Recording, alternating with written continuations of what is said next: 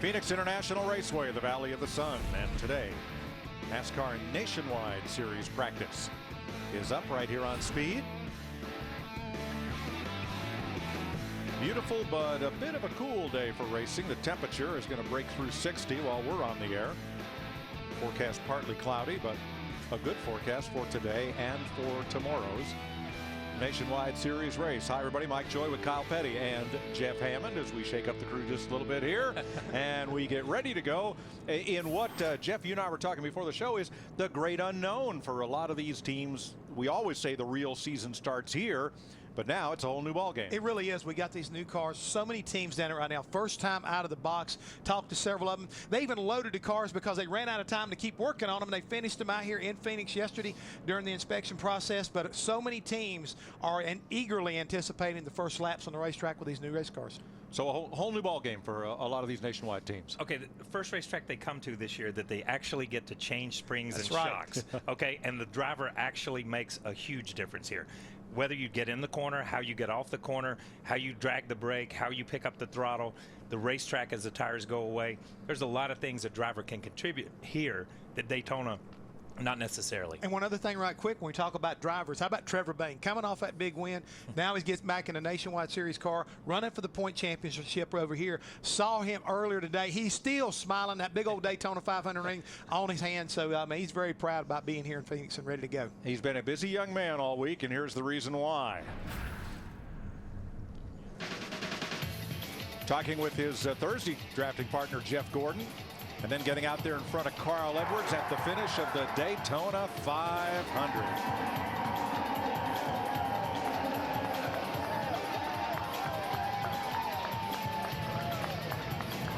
It's been a whirlwind week for Trevor Bayne with his Daytona 500 victory tour. He's in his office right now, pulling out in this number 16 Nationwide car. And let me tell you something, just spoke to him just minutes ago, and he said, I get to breathe now. I get to climb in and do what I know best. He enjoyed this week immensely, but at the same time, Trevor Bayne simply exhausted as he marched down the Nationwide pit area here. All crew members and drivers, Kyle Busch came out to extend a hand of congratulations. He is the Daytona 500 champion, but right now he's back in his full-time ride in the Nationwide Series.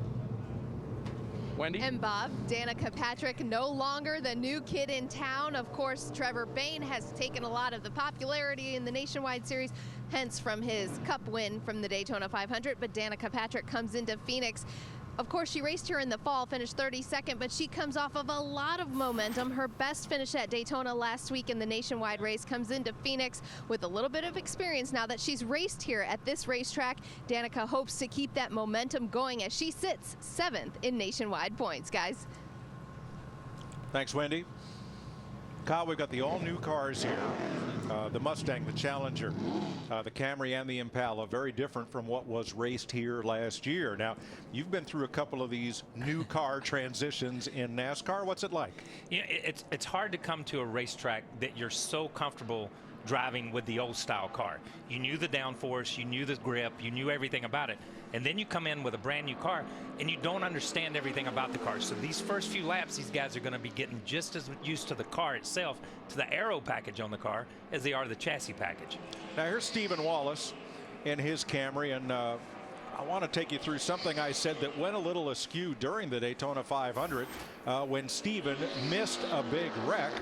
I said he missed one with a little surprise in my voice, not because of Stephen's record of not missing them, but because as a rookie driving in the Daytona 500 for the first time, and with the bump drafting and everything he had to contend with, for any rookie to be able to drive his way out of trouble was a tall order, and well done for Stephen Wallace. He had a great day last Sunday. He really did, Mike. And again, as you pointed out, I mean, that miss, I mean, it was almost like, wow. I mean, it was the wow factor you were talking about, because, again, he basically turned that race car from going down the racetrack back up on that 33-degree bank in Daytona and got by with it, you know, and basically saved his day by avoiding that big one like he did, and had a decent run and finish because of it. Yeah, and it's hard to get people to understand When you're a rookie, just because Steven has run so many nationwide races, you're a rookie with a totally different set of drivers. There's 43 guys out there that you don't race around normally. You don't know what to do, and to respond and react the way he did, it was phenomenal. And it's phenomenal for a rookie. Older guys kind of get used to dodging wrecks, okay? But when you're a rookie and something happens, it's totally different. Saw him lock the brakes up there a little bit. He run in on that car. Ran up on Robert Richardson there. Here's yeah, Michael he did. Annett. Michael Annett in the 62 car. Let me ask you this right quick. When we take a look at Michael Annett in the 62 car, team car to the Stephen Wallace car right now. Last year, the 62 was driven by Brendan Gaughan. This time, Michael Annett. But as a driver, how hard is it for you, Kyle, when you come out of Daytona? Here we are now. This normally our second race would be in California, so you kind of wean yourself into it. But all of a sudden, you come in basically from a super speedway to what is, I would consider, a short track. Yeah, and I would too. That's an excellent point. You drive this place like a short track, even though it's a mile racetrack. You're on the brakes so hard. You got to set the car with the brake. You got to pick up the throttle easy. You know, you've gone from running for the last 2 months, basically, when you look at testing for Cup stuff, but when you look at all the things they've done, you went from a driver getting in a car, leaving pit road, running up through the gears, first, second, third, fourth, flat on the gas until he comes back in. Here, the driver actually has to drive the car, which is amazing. We have a driver that has to drive a car. So it's really hard those first few laps to make that transition and to get back into it. The guys that have been here so many times, they just pick right up on it. But if you've only been here a couple of times, this is a tricky racetrack even by itself. And the fastest of the 19 cars on track so far is the Mustang of Carl Edwards. I like that, Mike, when you say it, the Mustang. The Mustang. And it looks like a Mustang. I mean, the way they got the thing all, you know, done up. I mean, it makes you think that, hey, he just pulled in off of the street, you know, with the souped up Mustang, and he's racing it. Look at the way the door seams are. It all just looks like what you'll see on the street around your local neighborhood. Well, we're getting closer. Yes. And in 2013, we are promised that the Sprint Cup cars as well will get even closer to the days of win on Sunday, sell on Monday. Don't you think it's funny that we are stock car racers and we're getting the cars to look stock again? You know what I mean? It's like we're getting closer to the day when they're going to be stock cars again. Oh, man. Well, you know, it wasn't that long ago. You drove a lot of cars that even at the other end of the front straightaway, maybe, and Ryan Newman's Impala, which is third quickest, is again getting back to that also. But from the far end of the straightaway, you could tell which was a Regal, which was a Cutlass, which was a Monte Carlo, and which was a T-Bird, which was a Cougar. And even when we went to the cars that we raced in the early 90s or the late 90s and early 2000s, you could tell a Buick from a Pontiac, from a Chevy, from a Ford, from a Dodge. Now they've all lost that a little bit, except for the logos that you see on the front. It'd be nice. It's going to be nice to get back to that. Yes, because the other great thing about those cars is when your favorite driver won in one, you wanted one too. Yeah, these cars have got swagger now, Mike. I like what I'm seeing. Carl Edwards and Brad Keselowski quickest so far.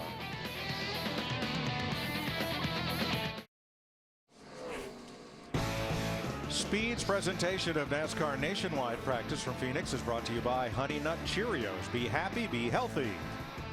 And by freecreditscore.com. Get the score. Carl Edwards, Brad Keselowski, Ryan Newman quickest, a Ford, a Dodge, and a Chevrolet. Check him out. Kenny Wallace in the 09 car. My man Kenny had a great run going at Daytona. He was running like 8th or 9th when he got caught up in that wreck. And he has worked, I mean, obviously he works with speed, so we hear his trials and tribulations all the time. He's worked really hard to put his ethanol deal together with that group and with the family farmers this weekend. He works, he's old school. He doesn't only drive the car, he finds the sponsors. He does all that stuff. He spends a lot of time. This is his life. I think he just does TV as his hobby. Yeah, it's just something. You would think it would be the other way. He'd do TV for a living and race as a hobby, but it's the other way for He just Kenny. likes hanging out with you, Kyle. That's what he told me. Sure. But I talked to Robbie Benton and Carlin on this 09 car, and Robbie got a great association and a relationship started last year when he put Ryan Scott in his car toward the end of the year with Joe Gibbs, and they've continued that relationship. So they've got some good influence from Gibbs Racing, as well as he really feels like I've got a veteran behind the wheel for the first time on a regular basis, and they're excited about this. This is one of the cars I was telling you about that was basically not done at the shop, and they had to load it up and get it out here to Phoenix, and they finished up some detail work when they got here. So this is the first laps on this car here for Kenny and this 09 team. Well, Kenny is no ride-around guy. Kenny Wallace wants to win. The competitive fire burns bright right there. Bob Dillner. Trevor Bayne, 5th quick on the board so far, but as he put it, I'm just getting my groove back. Trevor said that car just a little bit loose, like it's on top of the racetrack, getting into the corner and then a little tight from the center on off. He said the front end of that machine really needs to get into the racetrack and bite just a little bit. So the team with Chris Andrews going to go to work on this car, make it a little bit better for Trevor Bayne before he goes back out on the racetrack. But like he said, he's just getting back into the flow after a very busy week. Now, the important thing about this car is that quarter panel right there as we look in on Trevor Bayne. It's white and it's blank. Jack Roush is committed to a full season in the Nationwide Series for Trevor Bayne. They hope to find sponsorship, but sponsor or not, that young man is going to drive the full season and chase the championship. Man, you can't beat that. And if Jack Roush commits to it, I'm telling you right now, that's money in the bank as far as I'm concerned. If I was a driver, and Trevor, I think, knows that and understands that, and I think he's got an excellent chance, guys. I mean, he showed how fast he was. You know, he drove for Michael Waltrip Racing. He came to Roush. They made the necessary, adjustments late in the season. I think this young man is a legitimate contender for the championship this year. Forget that he won Daytona. I think he has the ability and the right people around him that can get him up there to victory lane, keep him consistent throughout the entire season, and he can challenge for a championship. Could be. Isn't this a funny sport? He goes to Daytona with the Wood Brothers, wins the Daytona 500, the biggest race in stock car racing. He comes to Phoenix. He's working out of the infield at no garage area over there where the Nationwide cars work, in a car that's unsponsored. You can go from the top of the mountain to a totally different place in the pecking order within a week. You know what you call that? Reality check. That's reality. It humbles you. This sport will humble you quick. Joey Logano, 7th on the board after his first run. Edwards, Keselowski, Newman, and Harvick are the fast 4. Trevor Bayne is 5th.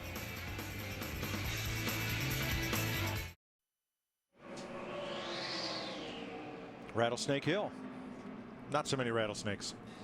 I think the vibration, not so much the noise, but the vibration from the cars sends them running for cover. Long many years ago in another place and another time, we used to come out here and test, and they would have to run the rattlesnakes out of the infield. They would come through those guys and make noise before we could come in and test. Danica Patrick on track. Here's Bob.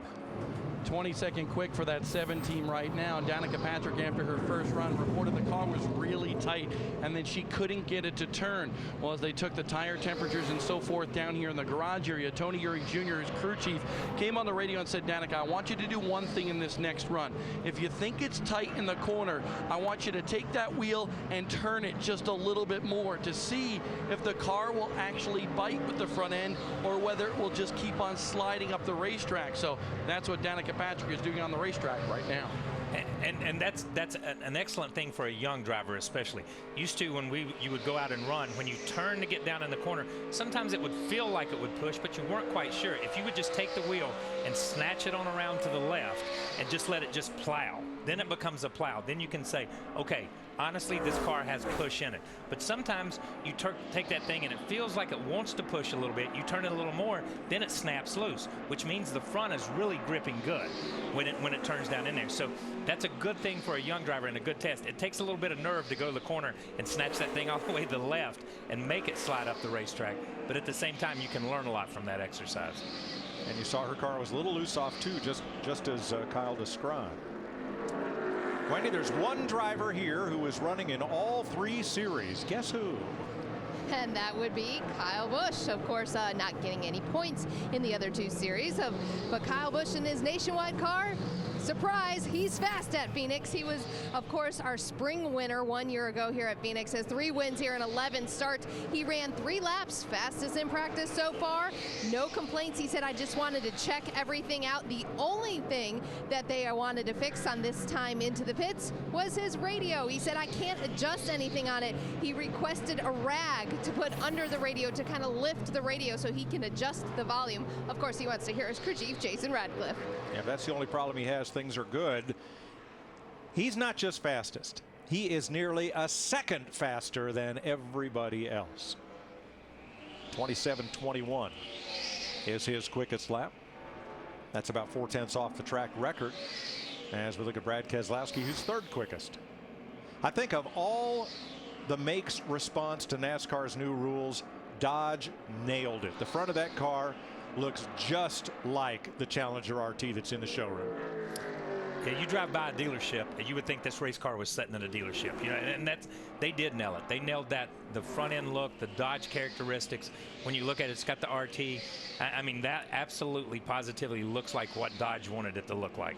And I think what NASCAR wanted it to look like. I think NASCAR really wanted to bring that back. We can go back, and I know you worked at juniors on the old Oldsmobiles and the old Monte Carlos. You knew what it was coming down the straightaway. This is a car that when it comes off turn 4 and it's coming at you, you know that's a Dodge. There's no doubt about it. And like you've already said, and you can get a package, you know, a little extra flaring kits put on your street version. And really, when it's all said and done, if you put the decals on it, you would have a hard time telling which one is the stock car versus the one, which one you're going to race. Right, and it's not just a decal package. The grille recess looks just like the passenger car. And you talk about back in the day, you needed to use the stock grille, the stock headlight doors, and work around those, but you had to start with those stock components. And you're right, we're not racing stock cars anymore, but we're on the way back there, at least a little bit. Now the big question as we look to 2013 is, what is Chevrolet going to run? You know, will they move the Camaro into either the Nationwide or the Cup Series? Do they have a replacement coming for the Impala? They got a new police car called the Caprice. They've got things on the drawing board. We do know there are going to be new full-size Chevrolets in 2013. We're just not quite sure yet what they'll be. I heard a lot of people voting for bringing back and resurrecting the Monte Carlo. Yeah. You know, which, you know, was kind of like everybody was one of the more winning race cars for Chevrolet. So taking a look here at Reed Sorensen and that 32 Turner Motorsports car. I'll tell you what, all I want is if they bring back, if it's going to be the Impala again, I want it to have triple taillights in the rear. Well, I'm with you. I'm Classic. an old school kind of guy. I'm with you on that. Yeah. I'm with you. All right, this all happened before you were born, Wendy. Oh, yes. I won't comment on that. All right, you guys were talking about old school, finding sponsors in the off season. I got to tell a story. Kenny Wallace called me right after I gave birth, and you said, I'm talking to 400 farmers right now trying to get a sponsor. And oh, yeah, by the way, congratulations, Wendy. That's what the phone call consisted of in the winter. You are a working man, and it's paying off. You know, Wendy, like everybody in the sport, we're all working hard to find sponsors, but I'm really excited. This is the first time, I don't know in how long, I've unloaded in the top 15, so I want to thank my new car owner, Robbie Benton. I've got a sweet car. Scott Zipadelli is my crew chief, and one of the Toyota factory back teams, so I don't know, I feel like Rocky, like I'm coming back, you know, I'm trying really hard. And today's a big day for me because I just got a great phone call from American Ethanol. I'm going to join Clint Boyer. I'm one of the spokespeople for American Ethanol, and I'm really excited about it. So, Sunoco Green E15 ethanol saved my year this year. Thank you. Now, I know you joke and we laugh with Kenny Wallace, but you actually have educated us quite a bit with this whole process with ethanol and the family farmers. What's been the biggest thing you've learned from them? The greatest thing I've learned is spending time in Illinois with Larry Hashhider or Tim Seifert, Interstate 64, Highway 55. I literally had my blue pickup, or my blue Suburban. It was one of my wife's old Suburbans. We sent it back to St. Louis, and I drove to all these farms, and I thought, my gosh, it's a mom, it's a dad, it's a son, it's a daughter, and they got dogs and cats. And they're growing corn and soybean, and they're working with livestock, and they're as American as could be, and they get beat up a lot, you know. So just a good American story. They fit right here in the NASCAR really good. It sure is, and it's good to see you roll off the hauler so fast. Kenny Wallace, fast in Phoenix, Mike. I'm sure it also doesn't hurt that a congressman from Iowa, Steve King, I believe his name is, has a son who races dirt late models. Hand in hand. Yeah. It all works hand in hand. There's the leaderboard. Not much has changed at the top 5.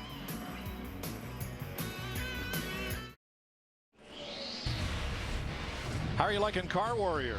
Wednesday, all new episode. The All-Stars take on a team of lowrider specialists, but lack of sleep brings one team to the brink of disaster. Wednesday, 9 p.m. Eastern, only on Speed. I can't even collect enough parts to build a dream ride in 72 hours, much less get all the job done. How about 72 weeks? Well, the way I look at that right there, Mike, you got a bunch of go-getters, and they've thrown them into this basically pressure cooker and making them, force them to perform. And I think you're going to find out who really the best is, because it takes planning, it takes execution, and it's also going to take patience to make this deal pay off. And the other thing, it appears that they just lock them in a building and don't let them out either. That's right. Okay, so let's be honest. Let's be honest. Yeah, and all the parts are in there. So. Hey, it reminds me of working at Junior Johnson's or Petty Enterprises. Yeah, exactly. Old school. That's old school racing. But as we watch Mike Wallace, halfoffdeals.com Chevrolet, you know, how's that different from Survivor? They take you out an island and you're not going anywhere until they get all their episodes shot. That's true. Yeah. Yeah. Talking about being stuck. That's being stuck. Okay, Bobby D on Eric A. And Eric Almirola in that 88 machine, 8th quick in this practice session after only one run. But when Eric went out on the racetrack, he said the brake pedal went right to the floor, and he had to pump it up significantly to complete his run. So they brought that car back in here. Pops and the team have gone to work. They've bled the brakes, trying to figure out exactly what was the reason for that soft pedal. But we're hearing a lot of people down here talk about brake issues, a soft pedal, or trying to get the brake exactly to the temperature that they want on their race cars. So they're going to put this car back up on scales and send Eric back out there on the racetrack right now. But brake issues for Eric Almirola after his first run. And I'll say something. Jeff can address this more. You know, we always used to go to the short tracks and you would run, get your brakes hot, and then bleed them again, because it would knock the air. The air would move once the fluid's hot. The other thing is they bleed these things, and I don't know how they bleed them now. I've been out of this sport so long, I don't know. But the other thing is, we used to always find out when you put a car in a truck, and it went through so many temperature changes. You're driving this thing out here for 30 some odd hours. It's beaten in the truck. First thing you did when you got here was bleed your brakes and get them. And brakes are a big important thing here. But now that he's run and moved the air in the system, obviously he had some, and they bleed them hot, it's always better. It's always better. And again, believe it or not, the atmosphere here, the everything about the sea level, all these things come into play as far as the feel of what a driver gets. And you bring out a very valid point. If they didn't bleed it when they first unloaded the car, this may be where part of the problem is. You know, it sit here overnight. It's been very cold here, some moisture in the line. All these things are factors that can create losing a pedal and also scaring the heck out of your driver, which is not a good thing.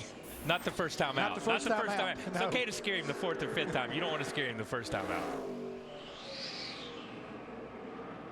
He used all that racetrack up. Every bit of it. Carl and Brad out for the second run. They've each done 9 laps so far. And you know, Carl, you know, he was, when we first started this practice, he was the fastest car. He's second right here on the board right now. But he's kind of picked up where he left off last year. You know, he won out here in the Cup race, had a really good nationwide race when he was out here, and kind of ended the year strong. And this is just another example that Ford has come to the game to play this year. They finished strong last year, and they've started this year strong. Well, he's got 4 wins out here, and again, he's been sitting on the pole 3 times here at Phoenix. I mean, so it's a great racetrack for him, a lot like Kevin Harvick. Now, what's kind of surprising is Kevin's been very competitive here, but he's only got 1 win in the Nationwide Series, but which is kind of a surprise to me, because this is his style of racetrack. I mean, it really is. I mean, you talk about it, hitting your marks, being finesseful, car control. That's all about Kevin Harvick.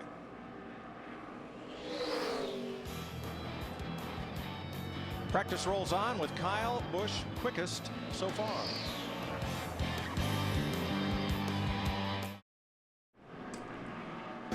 Jeff Gordon, Dale Jr., Kyle Busch. You'll find everything you need to cheer them on, from official gear to your favorite snacks. Race time at Walmart. Gear up, stock up, save.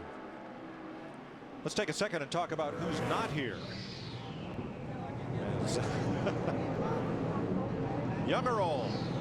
Find me a driver that doesn't talk with his hands. I'll show you a driver that's not saying very much, right? Yeah, true. He's not very good if that's the case, but you're taking a look at the future of Roush Racing right there. With Ricky Stenhouse Jr. won the Rookie of the Year in 2010, driving for Jack Roush, and Trevor Bayne, you know, driving his other car, you know, along with Carl Edwards. I mean, he's got a lot of really young talent mixed over there, you know, in that Nationwide Series. We're watching Nemechek. Nemechek has nobody on his car. Did Nemechek declare Nationwide or Cup this year? He declared nationwide. I think he declared, you know, this year as we've talked and we've gone through this, and it'll be a story for the first 2 or 3 races. Drivers that declared to run for the championship, so they only get points in a certain series. Nemechek made the Daytona 500, but obviously got no points for the Daytona 500. Here he is in a nationwide series where he will get points and does race for the championship. Kind of had a rough speed week. Tried to put 2 cars in the Daytona 500. Kevin Conway didn't make it. Right. Joe did make it, but he got swept up in one of the big wrecks there. Kind of ironic that NASCAR has implemented this "you must choose" situation, and all 3 of the big 3 races of Speed Weeks were won by drivers who got no points. Michael Waltrip, Tony Stewart, Trevor Bayne were all registered to race in and get points in a series other than the one they wanted. I guarantee you, if you went right now and asked anybody from down in Daytona at NASCAR if they thought that was going to happen before they made that declare rule, it would have never come up. Probably. I think everybody in the country who's following the new point system thinks it pays 43 points to win a race now. 42 for second and 1 for lead, and because that's what's leading the point system, or leading the points in every one of the series is 43. Take a little getting used to. Yeah, that's right. Wendy? Brad Keselowski says he is pretty happy about his race car. He said, "It's about perfect." Those are words you don't hear from a driver very often. It's a little tight, laid off a 2, little loose, laid off a 4, but the balance is right where Brad wants it. They changed the timing on the engine for him, and he said it definitely idles better for him. He's finished 3rd here twice at Phoenix, and right now, he is 3rd quick. Okay, you know, Jeff, every time a driver says the car is virtually perfect, within the first 5 laps of the race, they'll say, "What'd you do to this thing? What's happened to my car? What have you done?" If that was the case right there, I'd be slinging springs right now. I would mess that race car up and see if it really is perfect, because if you can take it apart, change something, and then get it back to where you started from, well, maybe you were closer than you actually give it credit for. But right quick, we talk about this race this weekend. This is a big weekend for Brad Keselowski. Comes out here to Phoenix. This is the home base for Discount Tires, and you know they won the championship last year, so he spent Thursday there at the home office up here towards Scottsdale. And, you know, again, everybody over there is so elated by winning that championship and him being a part of their organization. Yeah, and, you know, another thing, they were on his brother's car at Daytona, right, which was huge. But I thought that was one of the greatest stories at Speed Week, was Brad pushing Brian into the Daytona 500 in that race. And then Discount Tire and a number of other sponsors kind of stepping up and taking up the slack there. Discount Tire is a family-run, you know, operation, and I guarantee you, when they saw Brad helping Brian get in that race right there, they said, you know what, that young man right there, we need to help him out. And it was just great to see Brad right there wearing the Miller Lite uniform right now, which is his new sponsor. I'm not quite used to that yet. I'm not quite used to him in the Miller stuff. Exactly. Yet. It takes a little while because you're so used to, first it was Rusty, and then you finally got used to Kurt. Now we got Brad in those colors. But for the fans out there, the worst thing was, and this was the hardest thing always driving a race car, and I know it was for a spotter sometimes, is you would keep calling, okay, here comes, you know, Kevin Harvick in that 20 in the Pennzoil car. No, it's not. No, it's not. That's Kurt Busch. You know, it's the hardest thing. It takes 7 or 8 races to get used to which driver's in which car, and it's just, I'm just not used to Brad and the Miller Lite stuff yet. No, it takes us that long too. We'll work on it. All right, we started this segment to talk to you about who's not here, and we've not done that. So just wait a couple minutes. We'll get to it. Welcome back to Nationwide Practice. There is Trevor Bayne's car, and you see that each of these race winners got no points. But to illustrate our point of who's not here, neither Tony Stewart, who won last Saturday's race, or Landon Castle, Jeff, the current point leader in the Nationwide Series, is racing at Phoenix. Yeah, he was, Landon Castle drove at Daytona for James Finch, and they had declared to run he wanted to declare for the Nationwide Series, I should say, and unfortunately they haven't been able to put the deal together to get him in a ride out here. I know Landon was down in the garage area, I think, you know, trying to see if he could find somebody who might let him jump in a car or a backup car so he could start this race, and I don't think they were able to put the deal together yet. So unfortunately for Landon, even though he's leading the points coming into Phoenix, doesn't look like he's going to be starting this weekend, so it will revert back to somebody else. Whether it's going to wind up being Ricky Stenhouse Jr. or whomever, it'll be interesting to see. Justin Allgaier, certainly a contender for the championship. Now that's another one. It's kind of funny, kind of odd to see Justin Allgaier in a Chevrolet. after racing for Penske. After racing for Penske and the Dodge stuff for so long, when you look at it, like I said, manufacturers, whatever. Here we see Justin coming up off of, is this turn 4? Oh yeah, and he had a big wiggle right there. When you have to jump up out of the gas like that, you see as he comes up and this thing, oh man. Ooh. Just a little deed out there. Yeah, it sidesteps on him pretty heavy. That's such a flat corner, and you never get a good straight run off of turn 4 here. That's what's so hard about turn 4 at Phoenix. You can't just go in and arc the corner and come back across and get a good solid run to the start-finish line. A lot of racetracks you run, you go in the corner, you get to the center of the corner, and you can see the start-finish line or see the center of the straightaway, and you try to drive straight off. Here, you're constantly battling that side force and battling the side force arrow-wise and on the tire, the grip of the tire. Wendy. Brian Scott, who is a Joe Gibbs Racing teammate this season in Nationwide, is 21st in this practice session. Not exactly where he wants to be. He said getting to the center has been his biggest problem. It's 1 and 2 is tight in the center for him, and the entry into 3 is a little bit snug, which throws the whole entire corner off. It says it feels a little bit rolled over through the center for Brian Scott. He spent the majority of the time out of his race car talking to teammate Kyle Busch, trying to learn some lessons. Keep in mind, Kevin Kidd is the crew chief over here, who used to be the crew chief for the 20 car, Joey Logano, in the Nationwide last year. Bob? Well, Wendy, Reed Sorensen is 9th quick on the board right now, but they're really struggling with this 32 car. In the run prior to this, he said, you know what, the right front feels like it's burning up the track and the left front feels like it's hopping. So they made a right rear spring adjustment and some air pressure. But after this most recent run, he said, you know, guys, I can't feel the front tires like I want to. And it feels like I'm depending on the right front tire a little too much off the corner. So they're trying to decide exactly what to do right now based on Reed's conversation over the radio. So right now that car, the front end of it, not exactly to Reed's liking.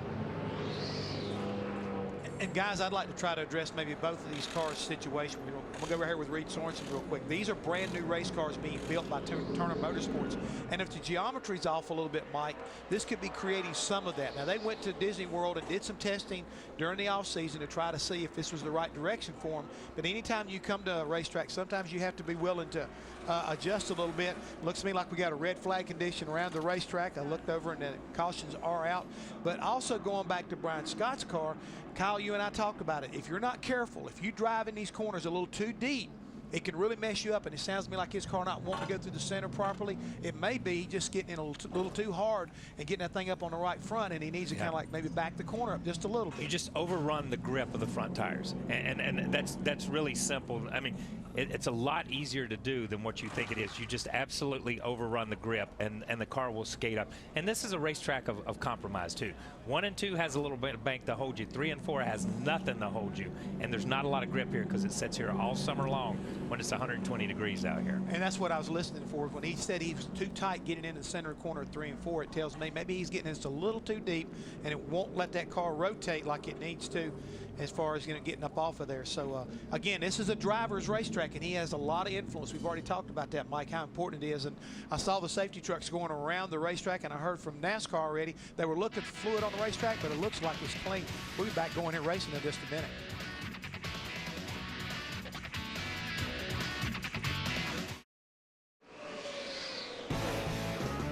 Speed coverage of NASCAR Nationwide practice in Phoenix, brought to you by eHarmony.com. eHarmony, love begins here. What a great segue to Bob Dillner. And standing with the Daytona 500 winner, Trevor Bayne, here in the Nationwide Series. First of all, let's get the business out of the way. 4th quick in this practice session. How happy are you to get back in the office and be that quick? This is definitely the most comfortable I've been all week. You know, we've done a lot of cool things, but this is where I belong in my office over here. So the car's really good. These 16 guys on our Ralph Spinway Ford Mustang, they've done a great job already this year. We've only run 1 race, but I think we got a good season to look forward to. Carl's fast, Ricky's fast, so hopefully we can put our heads together and maybe get one of these Fords up there at the top today. You've done a lot of interviews this week. You've been all over the country, met a lot of cool people. What has this week been like for you? definitely a new experience. It's not anything I expected. You know, I was like, okay, cool. You know, it was awesome. We won the race. I was all pumped up, but I thought I'd be going back to Knoxville or to Mooresville to celebrate a little bit eventually in the week, and they said, no, you're getting on a plane. We're going to Connecticut, Chicago. We're going to go to San Francisco, LA, and then you're going to Phoenix. So it's been a really, really fun week, though. I mean, I've gotten to meet a lot of cool people and have some really good experiences, so I wouldn't trade it. Saw you and your teammates talking a little while ago, Ricky Stenhouse and Carl Edwards. What were you guys talking about?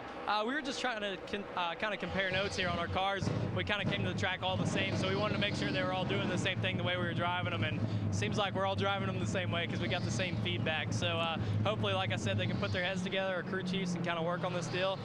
Carl's at the top of the board. We're fourth.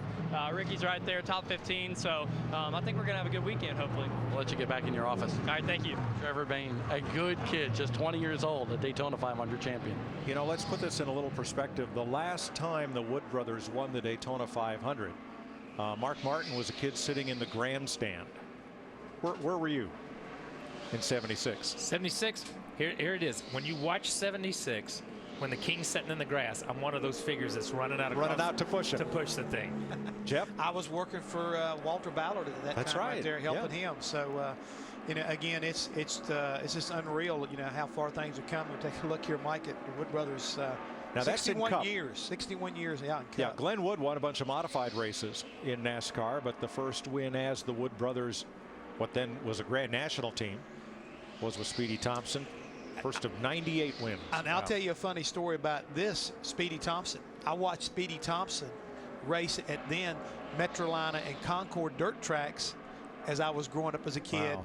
When Ralph Earnhardt was there racing against Speedy Thompson. I mean, again, to have an opportunity to see some of the legends kind of go from dirt to asphalt and back to dirt in their latter careers. It was a lot of fun. I'll tell you a funny story. I watched Jeff Hammond race when I was a kid. Thank you very much. Just thought I'd throw that out there. Just thought I'd throw that out there. By the way, I used to watch you race as a kid too. Remember that first time at Daytona, that big old boxy. That was huge, man. Hey, did you see Walter at? Yeah, Walter. Did you see Walter at I can't say that I ever really saw him, and I was just busted on him there. I apologize to any fan who's Googling Jeff Hammond right now. I'm not going to say that I ever saw him. Let me tell you a little about this kid, Charles Lewandowski. He's from Stafford Springs, Connecticut, where the Utes have their half-mile speedway. That's part of the NASCAR Whelen Modified Tour. He came to see me when he was 6 years old, wanting a sponsor for his quarter midget, and gave the most polished, prepared presentation. Reminded me of Jeff Gordon, whose mom used to have to drive him to go get his sponsors, you know, for his first race cars. And you know what? Not only could he sell, the kid could drive, and he's worked his way all the way up now to the Nationwide Series. And hope he's a rookie candidate. Hope he has a great run here. All he needs to do is just be smooth. Right now, he's currently 29th here in that 44 car. Because, as we said earlier, it's an opportunity for him to get kind of like settled in, you know, start feeling these race cars out. Not a lot of pressure here because everybody's going to race come Saturday. To me, that's a good thing. That takes all the pressure off. You just go out and find your rhythm. And look, he's 29th, first time he's ever seen the place, right? Yeah. You know what I mean? That is really good. He does just have to get in a rhythm and get used to this place, because you can overdrive it and get yourself in trouble. You just need to ease into it. He has 3 prior starts. Actually, this is his second run here at Phoenix. He did compete here last November, and he's run 2 races at the fairly similar New Hampshire I'm just glad that you're up here in the booth with us and know how to pronounce his last name. Yeah. Lewandowski? Yeah. Lewandowski. Not that hard. It's the Northeast Marine Electronics Chevrolet. Bob.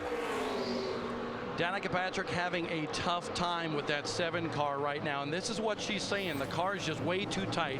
It's pushing in the corner.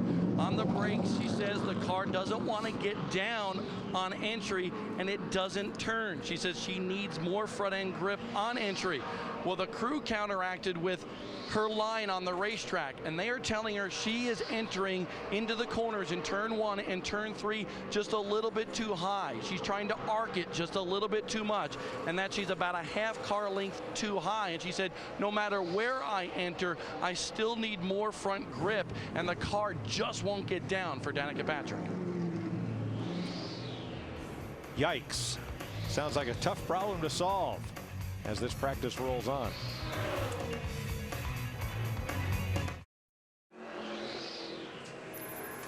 Tonight, the world's toughest trucks battle in Phoenix. It's the NASCAR Camping World Truck Series.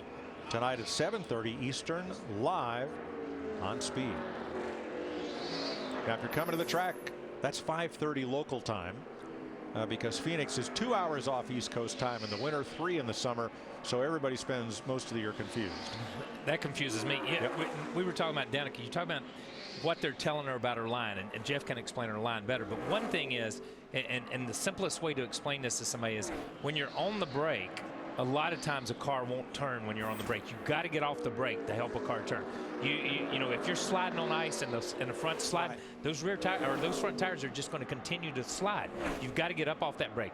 You've got to hit the brake here, and it's a funny racetrack. You use the brake as much to slow the car down as you do to set the front end, to set the weight of the car on the front tires. And if you're on the brake and you keep the weight on those front tires and you keep the car loaded to the front, it's going to shove. It's just going to continue to shove. At some point in time, you got to back the corner up, hit the brake, roll the car off, ease off the brake, and pick up the throttle to get it to change direction. And that's something you just have to learn as a driver and by feel. And right now, it's like we talked, you can overdrive a corner. Now, what about what Brad is doing? He's dipping the left front down on the apron at the exit of turn 2 to get what? Probably to get the car to unload a little bit and turn. What the deal is, it's like I went and talked to Jason Leffler, and he has had a lot of success here at this racetrack. And I was talking to him about this, how you drive it.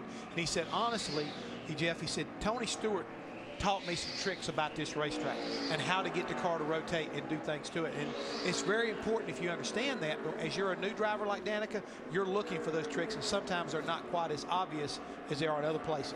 In the old style car, you used to call it D-wedge. Right. You would knock the wedge out of the car. You would free the car up. But at the same time, Tony, and I can't believe you brought Tony. Tony was a master of going in right on that line, turning left, knocking the wedge out of the car, getting it to rotate like a sprint car, and driving straight up off of turn 2. Just like we talked earlier about driving straight up off turn 4. Drive straight up off turn 2, and he'd put 2 car lengths on you, and you're like, what's he doing down there in the grass? You know what I mean? But it was, his car worked so good. He's the guy that taught a lot of us how to get around here.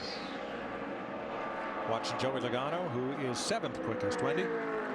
Elliott Sadler might have lost in one area of your race car, but you have gained in another area of your race car. Talk about the changes you've been making in this practice. Yeah, you know, this is the first time working with the splitter, and it doesn't give like what I'm used to in the Cup car, so we're working on some stuff there to make it good on the braking, which we've helped it, but we made it a little too tight now. So we're going to keep massaging on it, but we've made the Fast Vixen Chevrolet a little bit better that run. So it's a new car, so I'm working through a lot of that stuff too, but we feel really good where we're at right now. All right, good luck to Elliott Sadler. And PK, our cameraman, asked about his haircut, and Elliott Sadler said, I'm going for the Tom Brady look.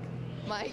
Hey, PK, show me the back panel of Sadler's car and explain to me, how am I supposed to hold my cell phone up to that so you get the whatever you get when you hold, you know what I'm talking about? Yeah, these are barcodes, Mike. Yeah. And you can use the barcode scanners on different phones. And when you hold it up and you scan those barcodes, it will take you to the Fast Vixen website. It's pretty cool. We've been messing with it in the garage area.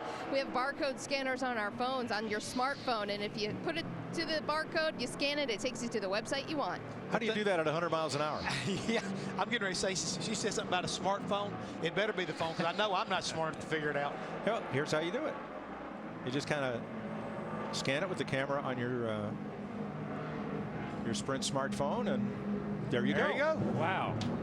Oh, man. That's Bob. cool.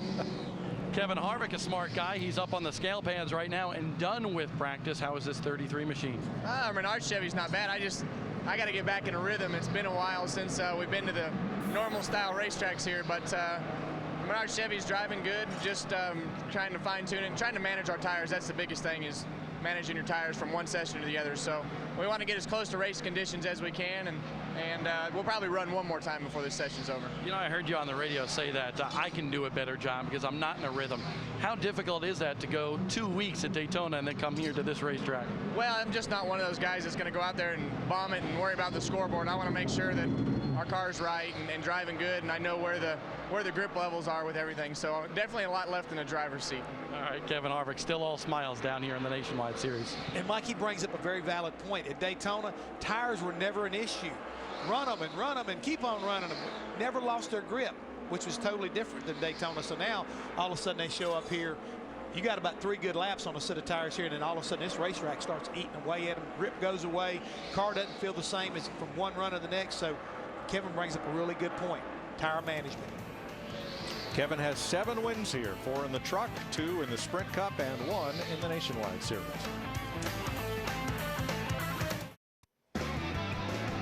Welcome back to Phoenix, where the top 3 drivers in this practice won 23 of the 35 races in the series last year. Danica Patrick getting ready for another practice run. We talk about the difference between her line and Eric Almirola, her teammate. Now watch here as they cross start finish and head toward turn number 1. And they both start to turn in at almost the same point. But right about here, look at this difference. Look at this faint line on the racetrack, and look at where Danica's car is almost a car width higher up the racetrack. As the you're right, aren't you right about there where that car needs to take a set into turn 1? Yeah, and that's what they're trying to get her to understand, is by being that too wide, the grip, the transition, everything about it is upsetting her race car, and it's making it harder for her to get the car to rotate through the center. Because you and I talked about this. Yes. If she's carrying in almost the same kind of speed as Eric at that point, she'll never get it to the bottom. No, because she's on the brakes and trying to turn through the braking at the same time and trying to turn in. Road racers are the best at this on trail braking. They're not dead on the brakes, but at an oval, you are dead on the brakes. She's dead on the brakes. She's trying to turn through the braking. It won't rotate because she's loaded the front and overloaded the front, where he, on the other side, Eric, has been able to brake in a straighter line, ease off the brakes, and let the car rotate. Looking at Josh Wise, moving past Charles Lewandowski. Wise 20th in the StopRepairBills.com for. Now, you talk about your buddy right there in the 44, Landowski. He can go to school now on Josh Wise. He just got past me. Josh Wise cars look like it's rolling through the center of the corner really well, so get an opportunity to see whether or not he's overdriving or what he's doing. So this is an opportunity for this young man to kind of like get a little bit of education on where his car is getting beat at, or where he's not getting back the throttle like he needs to. Yeah, it's funny, and I go back to all the rookie meetings you went to as a driver when you first started, and no matter who the rookie instructor was, whether it was Darrell or Earnhardt Sr. or those guys, when they would talk to you, they would say, when a veteran passes you, fall in behind him and see how many laps you can follow him, and you get used to. You can go, man, you follow Dale Earnhardt Sr. for 2 laps and just think, my God, I'm a race car driver. Then he drives off and leaves you. Next time he passes you, you can follow him for 3 laps, and you build up to where eventually you understand what they're doing and you can race with them. Good point. Let's check with Bob. 5th quick right now for Joey Logano in his 20 machine. And Joey, I just saw you talking to your crew a little bit, and you were using your hands like you couldn't believe. I want to know what you were saying to your team with your hands. I'm just part of Italian, so we talk with our hands.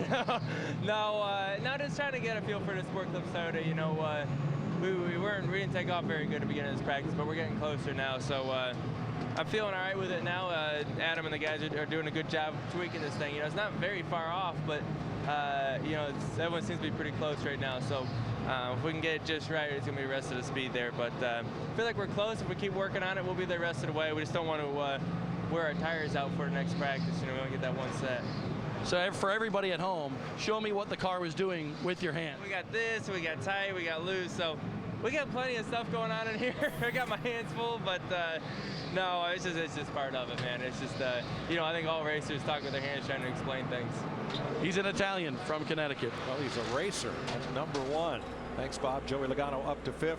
Trevor Bayne is up to 2nd fastest, behind Kyle Busch, as we have a look at Kevin Harvick.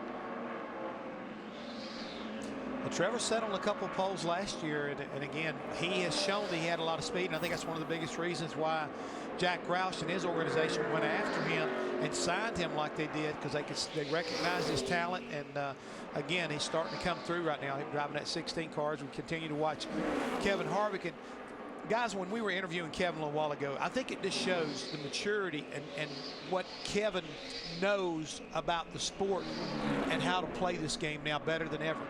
I don't need to go out here and put an impressive number up on the board. That doesn't mean anything. If my car is driving right, braking straight, now all of a sudden I've got something that I can build on, and I can start realizing this is where I'm getting beat at. I need to get off the corner better. I need to roll through the center better. And these are things I think that he has learned through maturity and being a car owner now more than ever. It's made him a much better race car driver. Kevin Harvick right now 9th fastest.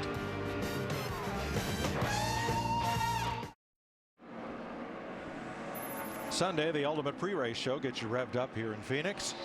Mark Martin, Kyle Busch, and Kevin Harvick on the show live. Plus, Kyle sits down with Len and Eddie Wood after their thrilling Daytona 500 win. It's NASCAR race day built by the Home Depot. Sunday at 12:30 Eastern live here on Speed. The last driver to go to victory lane for the Wood brothers in Sprint Cup racing was this man, Elliott Sadler, who currently is 8th fastest in this session. Kyle, let's take a lap. You see coming out of turn 4 how flat the racetrack is. And this is a deceptively long straightaway, even though it's a mile racetrack. You get on the brakes really hard here. There's a little bit of banking. You see he's straddling. He's down below that line. We've seen other people up above it. Car really wants to take off right there. This is a funny dog leg. There's a dip right there. As you come through, you can't really see it on the camera, but you're hauling the mail when you get to turn 3, and it's so flat. He goes down below the yellow line, drifts up right to the yellow line, and then you hear the throttle. He feathers through the center part of the corner. When he gets, it's not just on the gas, off the gas. He's on the brake right here, and listen. Picks up the gas. Then he's wide open to it. He picks up the gas to let the car transfer the weight and take a little bit of a set. As he goes down the backstretch here and he's running up on these slower cars, he's out of the gas, Picks it up. He's coming in now. But he picks it up, and you'll pick it up real soft, and then you go to it hard when you can see the straightaway. Wendy. Well, they've really been working on that race car in this practice session. They've had a big pickup on time, and Ernie Cope, his crew chief, said at least we're in the ball game now. They took about 80% of the braking issue out of it, according to Elliott Sadler, but it took some of that front grip away from the front end. They lost that, so that's what they wanted to work on. He said it feels good on forward, but if I could just get more of that front grip, we'd be even better. Elliott Sadler is 8th in this practice session. And his crew chief, Ernie Cope, has 3 wins here in the Camping World Truck Series. And I think this is the one thing that Elliott has looked forward so much to after joining Kevin Harvick. Getting an opportunity to work with Ernie Cope full time, I think will be really good for him. And it's going to take a little bit of a transition period as we look at Elliott sitting behind the wheel of that number 2 car. But, you know, he had some success last year, you know, driving that truck. I think it reinvigorated this 35-year-old driver that, you know, with 5 career wins as far as Sprint Cup. But I think right now he really feels like he can contend for this nationwide championship and resurrect his career to a certain degree and show that he can win. Wendy? Carl Edwards, our fall winner, said that the changes that they've made have made it worse, according to Carl, who sits in the race car as they make some more adjustments. His crew chief Mike Beam said, I want to try one more thing and then that's it. Of course, he's 3rd fastest. 2nd fastest is his Roush Fenway teammate Trevor Bayne, our Daytona 500 champion. We saw Carl and Trevor talking during this practice session, but Carl Edwards slightly happy with the car, but not perfect. They're trying one more thing on this run. Bob? Ryan Newman in the top 10 on the speed charts in the Nationwide Series with this 30 team, but how is that race car for you? You know, it feels pretty good. It's kind of hard to figure out. It's my first time here with this car and different tires and everything else. Got to thank Dollar General for letting us come here and race, and Steve Turner and everybody at Turner Motorsports for putting together a 4th car. So feels pretty good so far. The 18, 16, or 18 and 16 and the 22 seem to be just a little bit better than the rest of everybody else. So we're racing for 4th right now. We want to be racing for 1st. What do you need to accomplish in that final practice session coming up a little bit later on today? It's kind of tough with the tire situation to kind of change too much and get yourself dialed out instead of dialed in. And we'll change it a little bit and try, but I think we'll maybe hopefully kind of be a better race car than a practice car. But Ryan Newman, remember he won here last year in the Sprint Cup Series. Thanks, Bob. Kyle Busch, Trevor Bayne, Carl Edwards, and Brad Keselowski are still the Fast 4.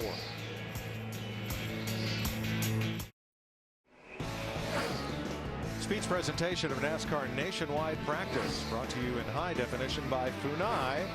Funai, fun and innovative. Experience more at funaiamerica.com and by Zales, the Diamond Store.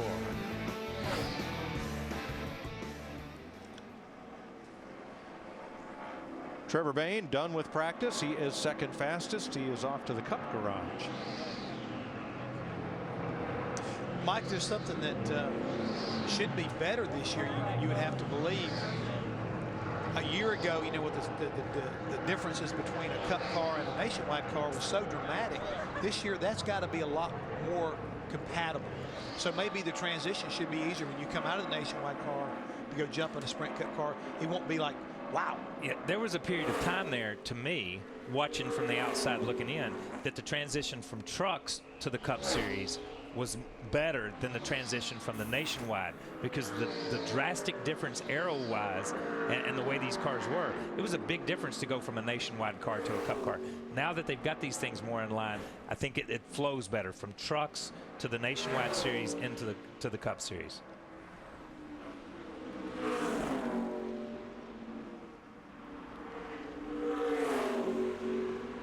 Mike, one thing as we're riding along here with Danica Patrick in that number 7 car, we've talked so much about last week how smooth it was at Daytona. And if you'll notice this racetrack and watch that race car, it's bouncing around quite a bit. This pavement out here, I mean, it goes through a lot of abuse. The hot summers, you know, fairly cool and cold winters. I mean, and you see the cracks and all of the things, repairs that have gone on here at Phoenix International. And, you know, they announced just recently they're going to repave this place. Well, put a little bit of a facelift on it. Yeah, that would be nice, Jeff, if they did like Daytona and repaved it just like it was. But one area of this track will change, and we'll see it as Danica rounds out of 1 and 2. And watch for the yellow curbing down to the left side of the track here in the dogleg. Here, that area of the track is going to change, and they are going to make the dogleg more of a 5th corner. Not to the extent of, but similar in theory to Nazareth, Pennsylvania. And Kyle, I have yet to hear a driver who wants them to do that. Yeah, and it's funny because we're sitting here and Jeff's talking about repaving the place and how bumpy it is, and you're talking about changing the back. This is what makes Phoenix Phoenix, as being hot, as being slick, as that dog leg in the backstretch. It's always been one of those things. I hate to see them change old racetracks and the history of this place, because that's the way it is. I don't like that. I'm not big on change. But, you know, to have that definite turn, I remember going to Nazareth the first time as a driver, and I almost drove head on in the wall. I didn't count on a turn being in the middle of the straightaway. Racetracks were supposed to have 4 corners, not 5, not 6, not 3. Like Pocono was strange to me the first time I went there. So I understand the need to change things, and I always love to see a racetrack be repaved. But I hate to see them change the configuration. It's such a great racetrack, and it's got a lot of history, and it's a lot like, to me, we can fix Darlington. We know how to fix Darlington, but it wouldn't be Darlington. And I think this is the one thing, you know, I cautiously, you know, say that to whoever's listening out there. You got a great racetrack here. I think this repaving it would be enough, because, again, I love the characteristics. I love the swagger of this place. You know, maybe it doesn't need to be totally redone. Right. You know that fine line between unique and weird? Yeah. Let's not step over it. I hear you. True. Wendy. Well, what does a driver that's running all 3 series this weekend, how does he juggle his time? Well, Kyle Busch, he eats while he's trying to discuss his race car. He's out of his Nationwide car and talking to his team engineers and his crew chief, Jason Radcliffe, while eating some spaghetti right now. He's getting ready to get into his Cup car in about, 15 minutes. He'll be in his Cup car. Right before this practice, Mike, we know he was in his truck. So he is a busy man this weekend trying to eat while he is accomplishing more than one thing at a time. Is this NASCAR's version of the drive-through? Could be. Yeah, it's the walk-through lunch. Yeah. On the way to your drive. Lots of action for Phoenix coming up throughout the day. Sprint Cup practice, 2 rounds. Camping World Truck Series qualifying and the race tonight. It's all right here on Speed today. Tomorrow on Speed, Sprint Cup qualifying.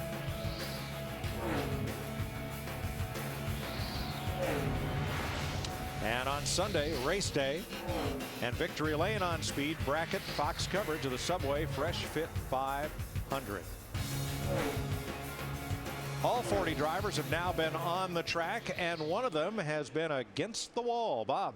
Yeah, Mike, I actually thought we were going to get through this entire practice clean and green, but take a look at this. A kind of green stripe down the side of Jeremy Clement's car. He wrinkled up that rear quarter panel and the right front fender as well, but they're already going to work on this, trying to straighten out the car, get the crush panels in there, and get that rear deck lid to fit back on that race car. So we did have one in the wall during this practice session. The way you're hugging the wall up off of turn 2 over there, it don't surprise me one bit. We saw the 22 of Brad Keselowski earlier in this practice session. You probably couldn't put a dollar bill between that 22 and the wall. So if the 51 was trying to do that, well, misjudged just a little bit, Kyle. And look, that's easy to do, especially off that corner right there, because you keep wanting to give the car a head to let it go where it wants to go. And as it gets up there, man, it's all of a sudden you step over that line and you've given it too much room. Well, you see on the lower rear quarter, it says it's repairable. Good point. Excellent point. Spoken like a true driver, Mike. Yeah. Boy. Jason Leffler. Hey, a new face in the top 5, Ryan Truex. There's his number, 99, up on the board, up on the ticker. Third fastest. Leffler is 13th.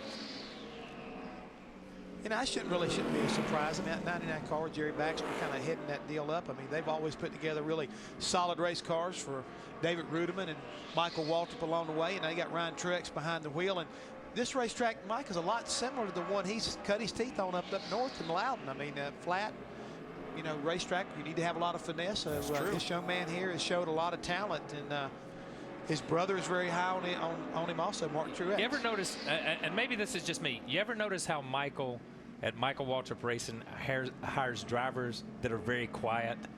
Is it because Michael talks so much? I mean, let's think about Truex, Ryan Truex, Rudiman. They never get a word in edgewise. Well, when you got Michael, you don't need to have a word. That's true. That's true. Morgan Shepherd. I'm just going to let that one go. Come on, man. Bite. Come on. No, it's in the blink of an eye. Yeah. Oh, that's right. his book. Never mind. All right. Sprint Cup practice is coming up, and we'll have final nationwide practice for you a bit later on. Lots of NASCAR action from Phoenix to go yet this afternoon. Kyle Busch wins the first round of practice from youngsters Trevor Bayne and Ryan Truex. And here's a look at the rest of the top 20, and we'll see you later. All is quiet here at the Phoenix International Raceway as Nationwide Series final practice has just concluded. A lot of work still to be done, though, today. A lot of laps turned so far, but still many more to go as some of the double-duty drivers have left their Nationwide Series rides and have taken the wheel of their Cup Series cars, which are coming your way in just a moment here on Speed. We are still high atop of Rattlesnake Hill with the best seat in the house, and if you stay with us here all day long on Speed, you will have the best seat in the house as well. Let's take a look at what's still to come today. There are a ton of laps left to be watched today, and we got them all for you here live on Speed. Sprint Cup Series practice at 2:30 Eastern Time. Nationwide Series final practice at 4. The Camping World Truck Series will qualify at 5, followed by Sprint Cup final practice at 6 o'clock Eastern Time, and then the hits just keep on coming. The Camping World Truck Series set up at 7:30, and the Camping World Race, the Lucas Oil 150, is at 8. Always a great show. Speed Center wraps everything up at 10:30 Eastern Time, and then Trackside features Ryan Newman and also NASCAR's newest sensation, Trevor Bayne, who still has not wiped the smile off his face after winning at Daytona. Strange thing about the drivers who won at Daytona, in all 3 of NASCAR's top series, none of the drivers who won their respective race is eligible for points. So the second place driver in all 3 series leads the points. But in the Nationwide Series, that is Landon Castle, and he is not racing this weekend. So by virtue of the point system, it is Reed Sorensen that will be your points leader. Let's take a look at where those leaders were running in this Nationwide Series practice that concluded moments ago. The aforementioned Trevor Bayne, the Daytona 500 champion, and he'll be called that for a long time to come, was second fastest in practice, so he pretty much picked up right where he left off last weekend. Ricky Stenhouse Jr. in the, for now, blank hooded number 6 car is 11th fastest in practice, 129.30 miles per hour. A guy who certainly turned his season around last year and is looking to continue the momentum. Jason Leffler in the 38, 13th fastest in practice. The veteran of the Nationwide Series, 128.92 miles per hour.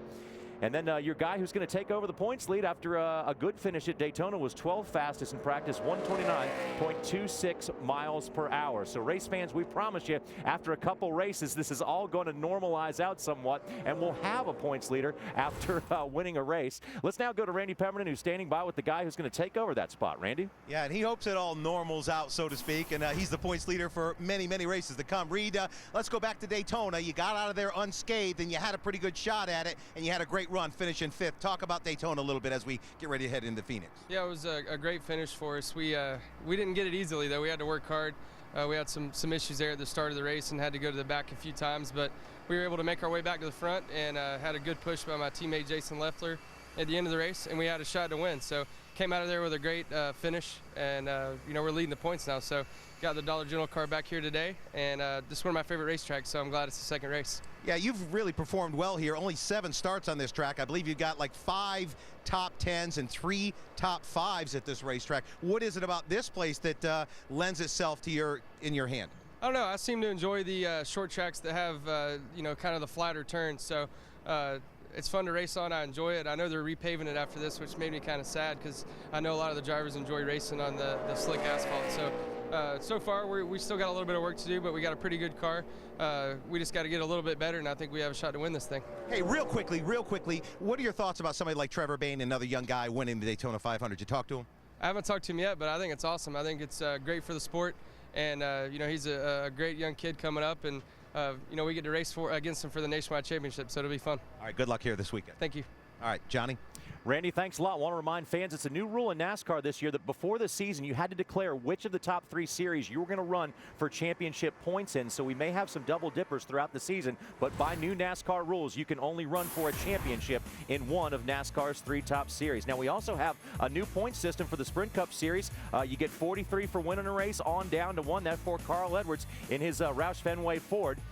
Has 42 points after his second place finish in the 500. On back we go. You see David Gilliland and Bobby Labonte, who had fantastic runs in the 500, up there as well. Kurt Busch got 2 big trophies coming out of Daytona with the dual race and also the shootout, and he finds himself 4th in points right now, right in front of Juan Pablo Montoya. Another almost Cinderella story again for Regan Smith, as he spent most of the time up front at the 500. And then we have Kyle Busch, Paul Menard, Mark Martin, and A.J. Allmendinger for Richard Petty Motorsports, finding himself in the top 10 in points to start off the season. So now let's turn our sights on to Sprint Cup Series practice here at Phoenix. Let's go upstairs and Mike Joy